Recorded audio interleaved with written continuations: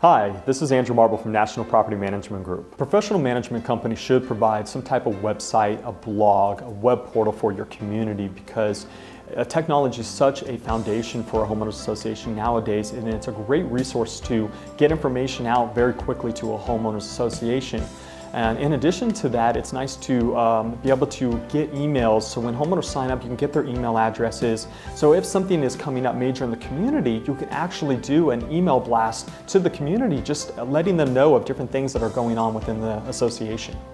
If you found this information interesting and would like to know more information about hiring a professional management company, we put together a series of videos that answer the most commonly asked questions regarding property management. To get these videos, all you have to do is visit our website.